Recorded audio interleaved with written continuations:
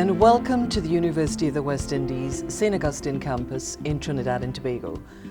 I'm Josanne Leonard, and I'm delighted to have the opportunity to speak with Professor Rose-Marie Belle Antoine, the new Pro-Vice-Chancellor and Campus Principal of the St. Augustine campus.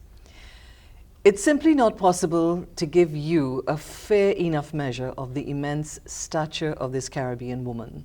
Suffice to say, she's an attorney, an award-winning scholar and author, an international consultant, a temporary Court of Appeal judge and activist.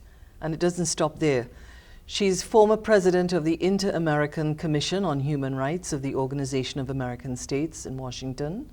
She was the OAS Rapporteur for Indigenous Peoples. She's head of the OAS, or was head of the OAS Economic, Social and Cultural Rights Unit, and Rapporteur for Persons of African Descent and Discrimination.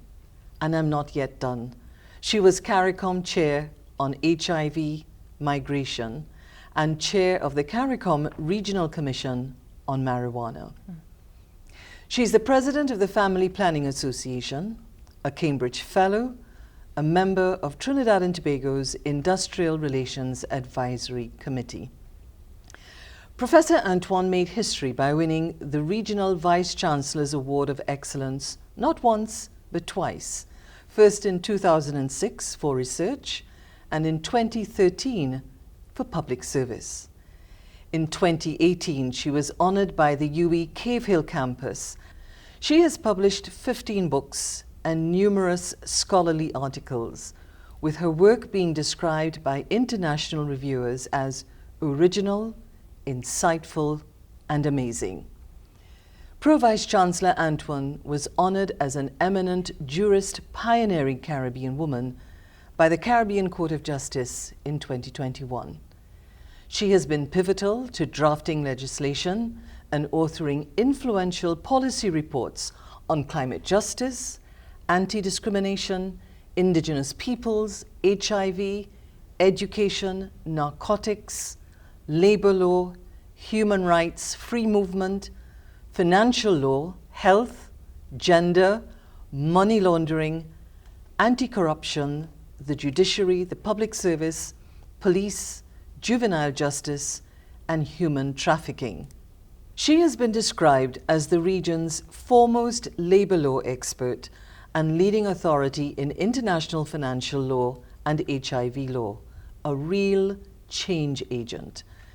Professor Antoine remains committed to development within the framework of human rights. And if you think she's just simply about scholarship, you'd be delighted to know that she's a trained classical singer who also enjoys painting and gardening.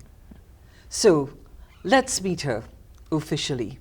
Professor Antoine, thank you so much for agreeing to be here to be part of this interview, and welcome to your campus. Thank you for having me. It's a pleasure, and you're yourself a legend. Oh, a legend. Thank you for that compliment. A living legend. Okay. Well, first off, I'd like to extend my own very personal congratulations to you in assuming this position, and particularly in this year that marks a milestone year for the University of the West Indies, celebrating its 75th year. It's always a pleasure to talk with you and to meet with you and to have conversations. So I'd just like to ask you, before we take a deeper dive into some of the big questions and your plans, how do you feel coming into the university, at this time, when we're thinking about a tectonic shift in leadership and certainly in education as we seek to transform the Caribbean and meet the needs of 21st century Caribbean? Well, I think it's probably the best time to come in, because I always see myself as liking a challenge and wanting to do things that need to be done and to be changed. And I don't think I wanted to come here and just maintain the status quo. So I think it's interesting to have to grapple with some of the large questions, as you put it. And once I have a team working with me, that we're all on the same path, I'm quite positive. I'm quite optimistic to the future, but we certainly do need to reflect and to review at this juncture.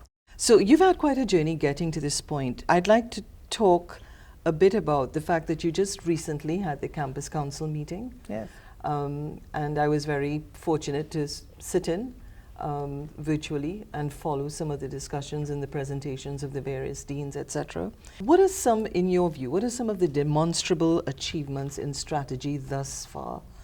And what can we expect moving forward? I think in terms of moving forward, I start with the premise that we already have so much.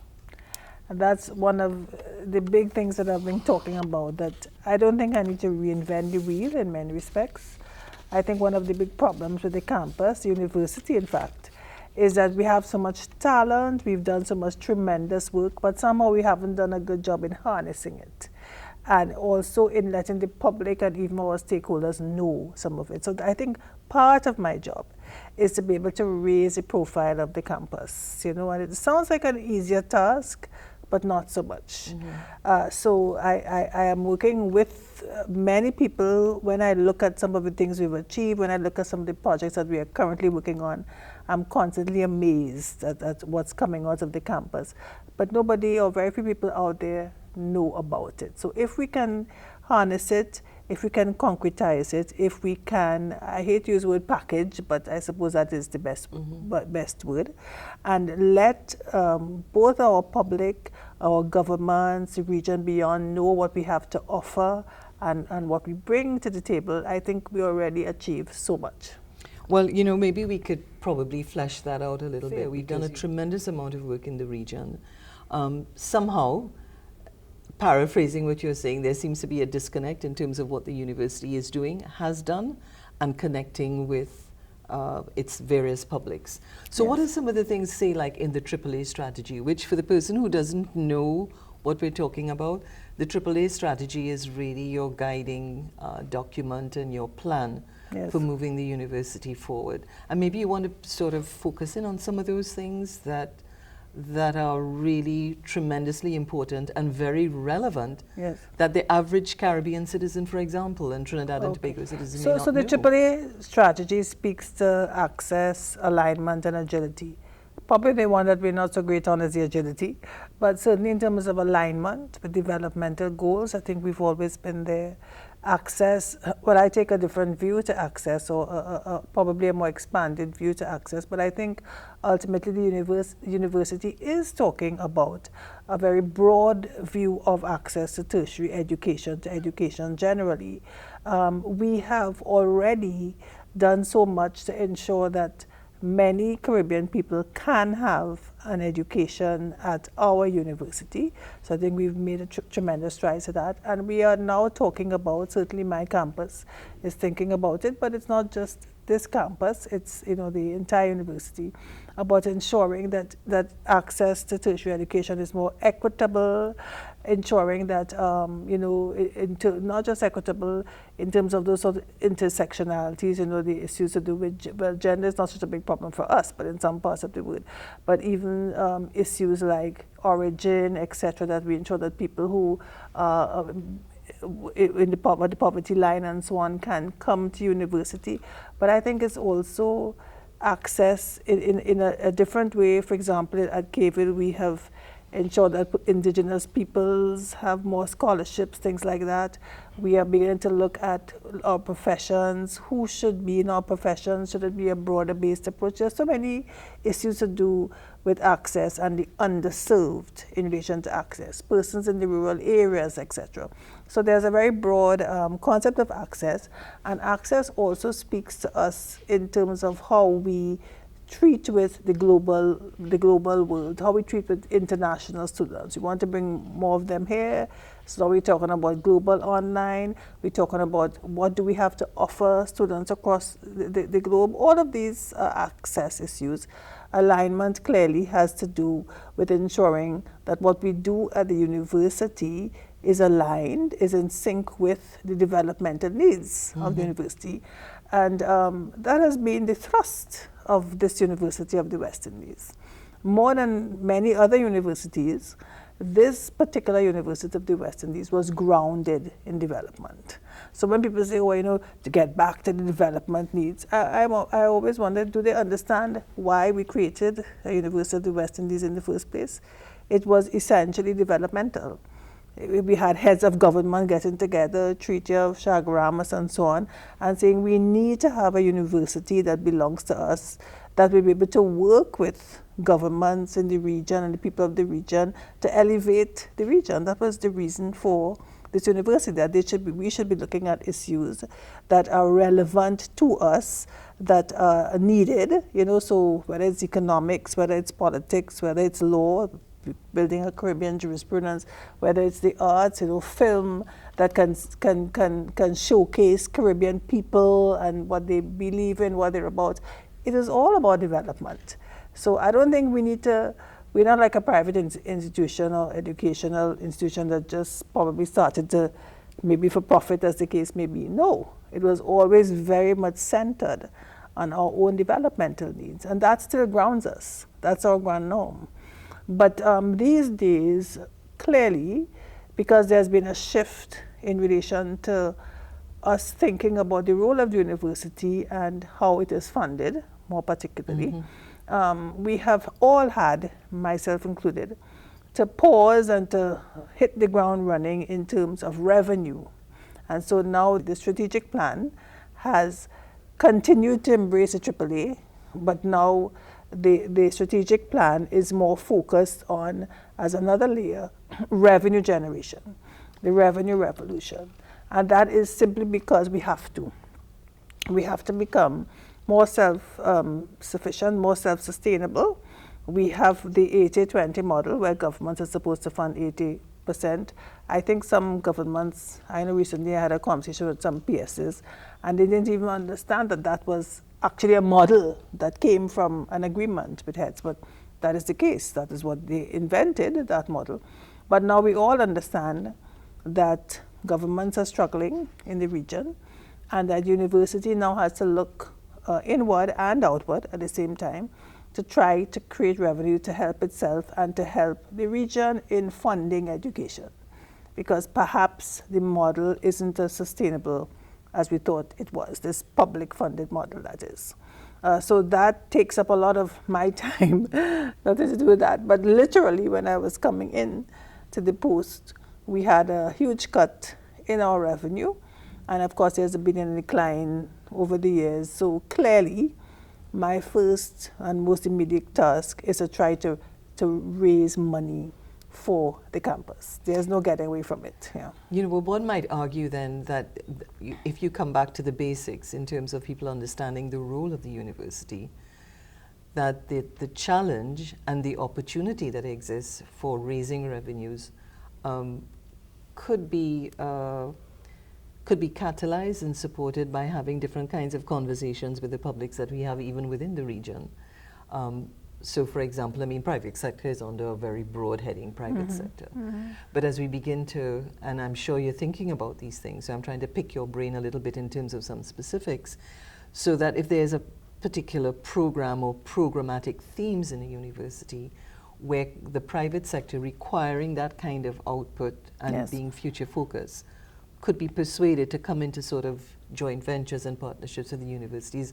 Is that the kind of model that's taking shape now? Yes, and it's not, I'm not reinventing the wheel here. We've been saying that for a long time, and we must do that, and we are doing more of it. Just yesterday, I had a breakfast meeting with some of our inventors, and I don't wish to disclose, but one of our top, if not the top, entrepreneur business person in Trinidad and Tobago, and went extremely well.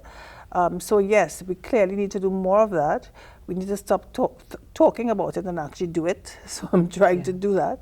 But at the same time, you do recognize that in Trinidad and Tobago and the rest of the region, the disconnect is a bit broader. There are some persons who actually question the role of education today. You have to deal with that, and certainly the role of tertiary education, for sure. There's that element. I believe, having come from Cave Hill, 20-something years at Cave Hill and living in Barbados and elsewhere, that we have another disadvantage here in Trinidad and Tobago in that I use the term recolonized education, because somewhere along the line we thought it was cool that all our top people should be given scholarships to go and study abroad. And so our own University of the West Indies, which our parents went to and we were proud about and we were building just one generation not long ago, in our time actually, has sort of, yes, suffered because of that. So I've been talking about that a lot because it also speaks to understanding development and what it is you want from a country. And it also is symbolic as well. How is it that you can undermine your own institutions that you say you want to build? And what does it say about your patriotism? What does it say about what you believe in terms of your own country and your region? That doesn't happen as much, if at all, in Barbados and Jamaica and so on. So it's a very Trinbagonian type of issue. I've seen a little adjustment because I've been preaching about it. So I see now it's only the first 100 scholarships, not the 600. So there's some. But these are the kinds of things to have to reconvince the public, the government, and governments tend to follow what the public says they want. They say, well, we want X. It kind of tend to do that. About the value of the University of the West Indies. We have many examples of people. I mean, we are not the Oxfords and the Cambridge and the Harvard for sure, but you have many young people leaving and turning away from UWI to go to, I apologize in advance, but third rate, fourth rate, or kind of no rate universities simply because it's foreign. Abroad. Yes, it's a foreign. Yes. So that I think is a deep problem, and it has to do with our belief in ourselves, our confidence, and and it also has to do with what I started with, that we have forgotten who we are as a university, far less who we are as a people, but certainly as a university. Many of the greats, before when I was growing up, certain people in university, they just had to say one word and everybody, they sat up and they took notice, whether it's in economics or politics or in the arts or whatever. We have sort of gone a bit quiet, receded a bit. And again, we may be publishing more in some cases in the prestigious journals, and the scholarly communities might know who we are, everybody knows our name in those communities, academic communities. But do the business people know who we are? Do the movers and shakers here know who we really are? Would the public, the man in the street or the woman in the street, do they know? Has government lost faith? These are the kinds of big questions that I think, if you want innovation to succeed, if you want entrepreneurship to succeed, if you want to convince people to be partners with you in the private sector, you have to win that battle. So I see my role as very much doing that, trying to elevate all of the faculties, get them out there, get them speaking more. So the newspaper column, we're talking about climate change and so on. We have the only faculty of agriculture in the entire University of the West Indies. And we have had so many brilliant inventions in breadfruit and buffalo lips, so on and so on, but we've forgotten. So to help to support our faculties and our scientists and our artists and so on, to remind ourselves and then I think we can have effective partnerships. We can get people begging us for consultancies and so on. We have to win that battle first, I think. Well, I mean, I think that you're preaching to the choir to a lot of us in the region, and, yes. And I think it's really an idea whose time has come, yes. in terms of having that level of articulation coming from the head of one of our campuses. And you said it's not so much at Cave Hill and not so much in Jamaica. So there's something to be said for the Trinbagonian psyche. But maybe that will be the topic of another discussion, yes. in terms of our chameleon-like kind of way. I know that there's some big wins, and you've touched on them very briefly, and we'll come back to it, given the time, or maybe I'll have an opportunity for us to continue these conversations. But one of the things when I was looking at the Campus Council report was the fact that, and I think it has happened at Cave Hill as well, I'm not so sure about Mona, and that is that there's been what we would consider a drop in enrollment. And it's interesting because late last year I read a McKinsey report, and I just took a note of it, where they said that before the COVID-19 pandemic, 14% of the global workforce, which is a staggering 375 million workers, would have to switch occupations and acquire new skills by 2030. Yeah. of course, they flag up things like automation technology, Yes. artificial intelligence, all of those things. I know that this is a statistic that doesn't necessarily speak to the Caribbean, No, it doesn't. Yeah. but I'm sure it must be giving you some sleepless nights Yes, thinking it is. about how we're dealing in this. I mean, it seems to me, it just seems to me, Prof, that, you know, the conversation is always post-COVID, but I'm of the view that COVID really sort of accentuated and accelerated a number of the cracks, inequities, and the rest of it. I agree. So, you know, that does pose a bit of a challenge for you in terms of even how the university sort of reshapes or reimagines itself, Yes. notwithstanding all the things that you say that we've done and continue to do, but how we remain relevant. Yes. It is a problem. Again, it is not just University of the West Indies, that's for sure. We've seen that worldwide. But it is of great importance, and then also because it seems to be not across the board, so certain faculties, like there's no shortage for the medical students and the law students, but it's the agriculture. Although I think they were always small, so I don't think they had a big decline. It's just that one would expect that with all of the heartache in the COVID about food security, that you'd have a rush of people coming in to do agriculture. But of course, those are the kinds of things that you need strategic partnerships for.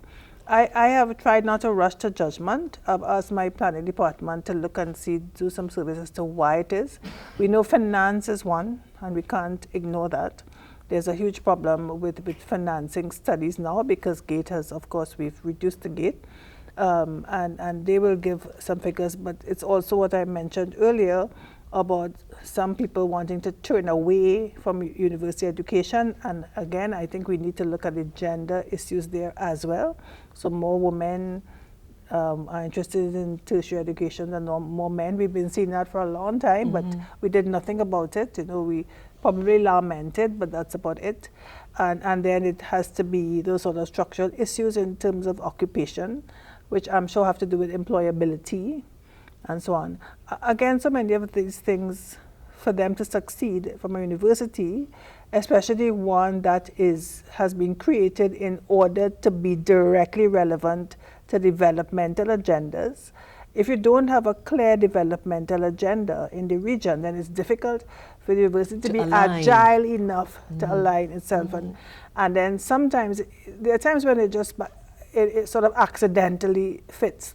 So for example, for a long time, we have been leaders in climate change.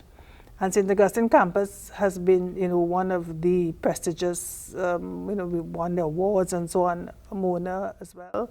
But we have, without a doubt, been leaders in terms of climate change. I mean, all over the world are looking towards, especially for small island developing states. And then, of course, we're now beginning to see the interest on the governmental level. So I expect to see that uptake. Again, the agriculture, I don't wish to harp on it, but it's so relevant today that it's hard not to. We are now beginning to see, hopefully, some seriousness on the parts of our governments as to the need for it, and not just for the plain on agriculture, but really, you know, important strides in terms of agricultural development itself, including innovations, organic pesticides, all kinds of things that we think we can do. So I do think, and we are seeing some partnerships emerging, by the way, there, where our government here has said, okay, we partner with us to train some young men, which is something I think started. Oh, that's the Shade House project yes, in Chagaramas. things like that. So let's don't be too pessimistic. The message, it's been a bit slow. Personally, when I was talking about migrants a few years ago, Venezuelan refugees, you know, people say, well, let them go and work in agriculture. Somebody should have done that, because we still have a problem with labor to get. And we also think that agriculture is really what you do when you can't do right. anything else, and it's Exactly. It's breaking your but back. We had and a workforce ready. We could have done that. Yeah. I mean, I suppose we were all worried about COVID. We weren't thinking clearly, but we can still do that because, for instance, we have finally said we're going to build our factory. Let me rephrase. We've been saying that for years, but we're now building it because I've already issued the contract. So we're actually building the cocoa research factory, implementing it. But we know in 2 years' time, or a year and a half time when it's completed, we also have to work with farmers to uptake in terms of cocoa production, because cocoa production went from something like 50,000 tons to 600 tons in Trinidad and Tobago. Yeah. So although we have #1 cocoa in the world, And the very prestigious prizes. everything and all of yeah. that, we still have to be able to grow the cocoa in enough quality. So we know, and I've already told my colleagues, and so why we're doing this factory and the chocolate, we have to be working with the farmers. We're already working with them, but we have to work with the farmers and government to get people back in cocoa production. And the same businessman I spoke to, we had a wonderful discussion about that, and he was all excited. And so it's to do with ensuring there's that alignment. So yes, we do understand that there are some new things in the world that universities have to catch up in terms of technology, etc., etc. But not so long ago, we were saying that the big thing was creative industries. Whatever happened there? Correct. So there's always going to be a new thing that university has to. Yes, we always have to be there, have our pulse there. We need the partnerships, we need the collaborations.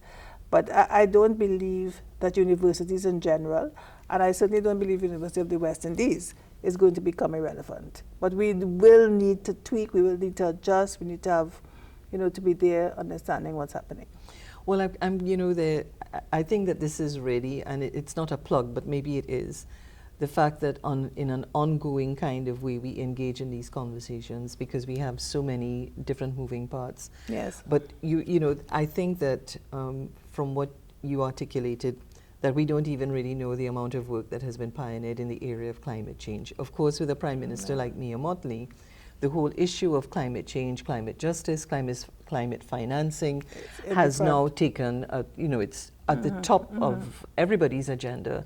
And here we've been doing all of this work, to your point. Yes. We've been doing all of this work, this spade work, that even people within the region and even at the highest levels may not know. I want to come back to one, though, that because it's so critically important, and you said it at least 3 times in our conversation, and that has to do with our food security or food sovereignty. And the fact that this campus was the home of the Imperial College of Agriculture, which is we've forgotten. That we've forgotten, and so many pioneers like George Sammy and others before them who've come out of and the kinds of innovations and inventions. The yam, the tomato, hybrid varieties, So, and I was pleasantly surprised to meet some of your field stations from the Faculty of Agriculture at an FAO event for World Food Day last year, and was absolutely amazed at the level of research that's going on. And I said, but so are you all selling this yet?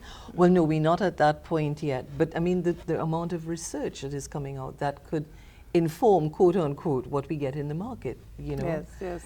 So this 25 by 2025 initiative sounds great. And there are some big champions like President Ali from Guyana. Yes, I met with him, and Mia Mottley in Barbados, and she just announced an agricultural research center in cannabis, of all things. That is managerial. That is what you have with leadership. When leadership takes on something, I was amused because I was a consultant for the marijuana, as you just said. I mean, Barbados would have been at the bottom of the list as to which country to do this, but it's leadership and a goal, and say, okay, let's take this small amount of land, it's relatively small, and do this, and probably do it quicker than Jamaica, where it's the Blue Mountain, they have already been, and St. Vincent, Vincent and the Grenadines. Yeah. So the 25 by 2025 initiative, we were talking about the fact that this campus has produced has an eminent reputation in terms of its pioneering work in agriculture and inventions.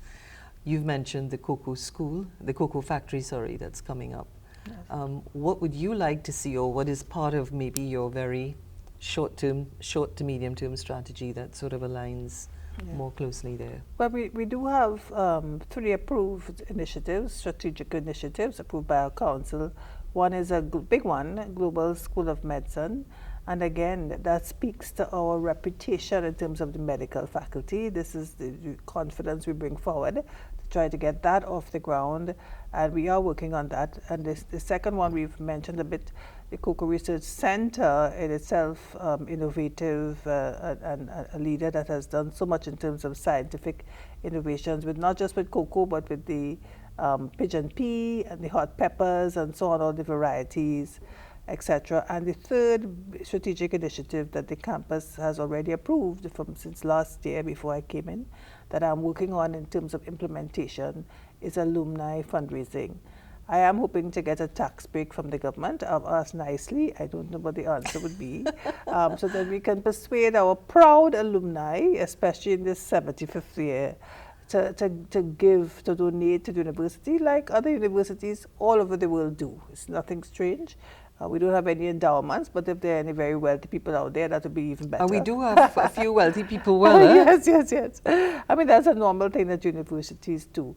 So the Global Medical School is a huge project, and we are actively working on it. We're updating our feasibility study, etc. We have a place which is in the South Campus. We want to use those facilities to do the Global Medical School. And then apart from that, each of the faculties and departments have been asked to come up with entrepreneurship type projects, and they have. They're working extremely hard. Some are already here. Again, we've had for a number of years some fantastic products coming out of the science faculty, plastic sealants, roof, asphalt type products, which are already certified. Some of them are patented, which actually we think can make millions. They are that good to commercial type products. So my task now is to get investment for them, because we can produce them on a small scale, but the university cannot on its own do the kind of huge commercialization that we think these products deserve. The qualities is so good.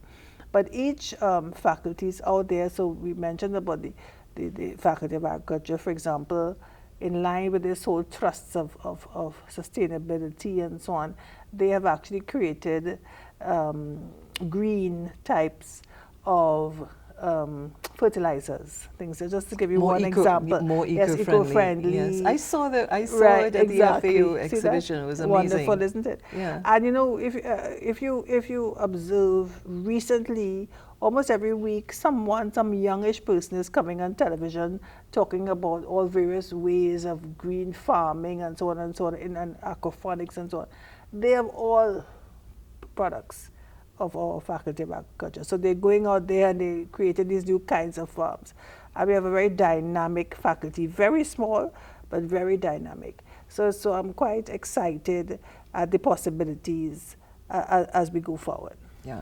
Well, I think that's a very optimistic note on which for us to begin to sort of wind down what I think is the first of a number of conversations that are not just for our own sort of enjoyment and pleasure, but to really bring Caribbean people and bring the nationals of Trinidad and Tobago and its diaspora into the conversation about how we can grow this university. I'd like maybe a totally left field question, and that would have to do with the role of technology. Now, I have a point of view on it, but I'm really interested to hear when what is coming at us so much is that if we adopt technology, we'd be okay. Well, I'm happy that this is your reaction, because it seems to me that we take up without necessarily figuring out how things will work for us, and if they're absolutely necessary for what we want to accomplish. So I thought I would throw that one of you. Yes. Simply because we're dealing with... It's a difficult one for me to answer in this hat. If it were privately, I probably... the private but answer. Because I think we do need technology in university for sure. And we are moving towards that, digitalization and so on. So when a student comes in to do a course, he could go online and do all the magical things, and we do need those kinds of things, and we are moving in that direction, the entire university, not just the campus. But I do agree with your suggestion that, which is a suggestion, that is not the end and be all for everything. It's not the sort of, what is it, the magic magic potion. The silver bullet. Right, silver bullet. Yeah. I also have some little reservations, just as I have reservations about online, everything online. I think the human element I'm sitting here in the Faculty of Humanities and Education, and it should be even more obvious that although technology will help the creative, is it going to replace the creative? I don't think so. It's probably my own little bias, but I also think as an employment lawyer, I know it always, and I ask my colleagues that sometimes when, because we have all these toys out there, these bells and whistles, and I said, are you really sure you want this? That if you took it to its logical conclusion will displace, and I think that's what Musk was talking about too, employment, displace X amount of stuff. We are small economies. There's a certain part of which we probably do need a more labor intensive kind of economy. We're not like those huge places where they will replace tens of thousands with one automated thing. So I do think we need to be more reflective. I don't think that everyday technology is the only answer.